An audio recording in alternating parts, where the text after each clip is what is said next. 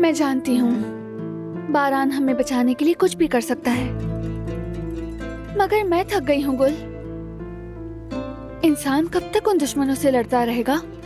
मैं बस अपने खानदान के साथ पुरसुकून जिंदगी गुजारना चाहती हूँ।